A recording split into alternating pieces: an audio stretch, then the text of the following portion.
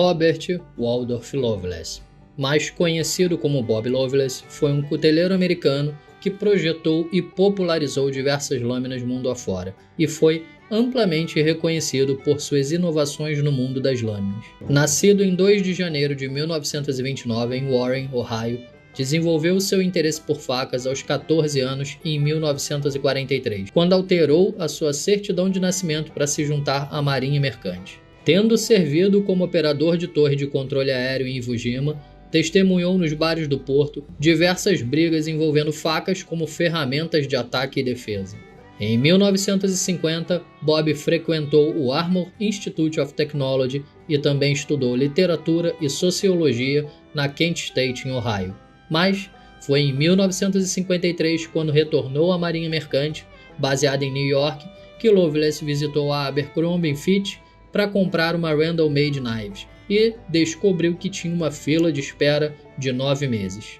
Para nossa sorte, foi nesse momento que Bob decidiu fazer as suas próprias facas, baseada nas Randall, fabricada a partir da mola de um Packard de 1937 que ele encontrou em um ferro velho em Newark, New Jersey. O interessante é que depois de pronta, ele resolveu mostrar a sua faca ao chefe do departamento de cutelaria da Abercrombie e acabou assim criando um relacionamento para vender as suas facas naquela época por $14. Entre os anos de 1954 e 1960, Bob fez as facas conhecidas como Delaware Mades, que se tornariam os itens artesanais mais vendidos na Abercrombie, superando as vendas das Randall, a qual ele tinha se inspirado. Seguindo o sucesso, ainda em 1960, ele começou a produzir seus próprios designs de facas. Em 1970, foi um dos fundadores do Knife Makers Guild, uma organização americana para desenvolver e promover as facas custom. Essa organização ficava localizada em Richfield, Utah, e teve Bob Loveless como um de seus presidentes, de 1973 até 1976. Através de seus estudos, Bob desenvolveu o uso da espiga integral, conhecida como full tang, usada anteriormente para compensar as fraquezas dos aços usados antes da metalurgia moderna.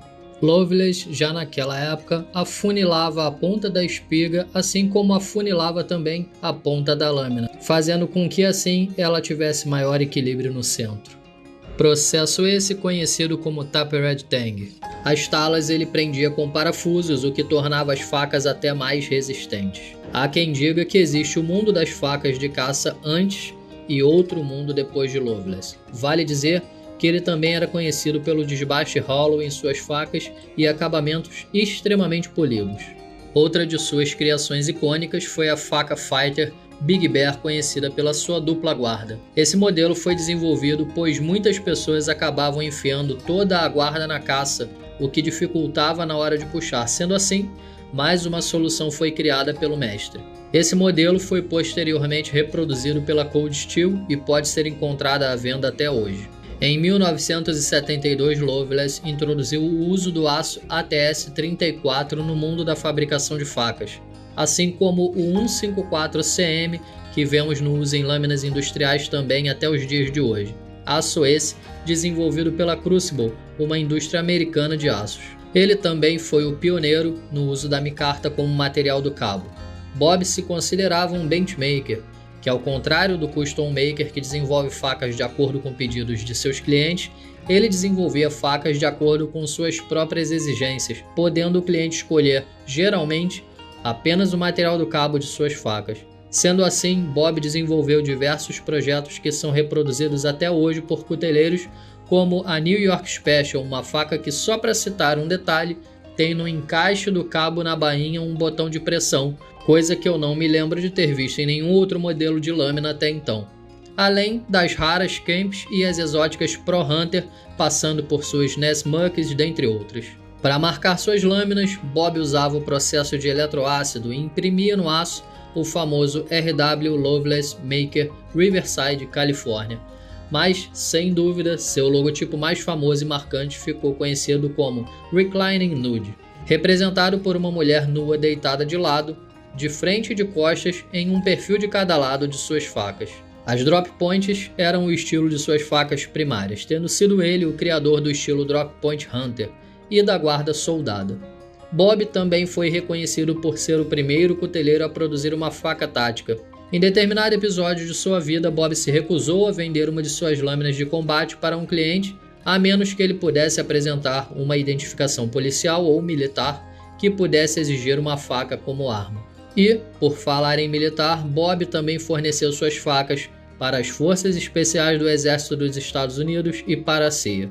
Dentre seus projetos conhecidos está também a faca Gerber Guardian, e por um tempo ele foi o principal designer da Gerber. E ele não parou por aí, projetando também facas para fábricas como Lone Wolf Knives, Beretta e Schrade Cutlery. Bob participou de 1993 a 2006 do Art Knife Invitational Show, uma associação fechada dos 25 fabricantes de facas mais colecionáveis, declaradamente um dos seus shows favoritos nos seus últimos anos de carreira. Loveless escreveu ainda vários livros sobre facas, como How to Make Knives, de 1977, em parceria com Richard Barney.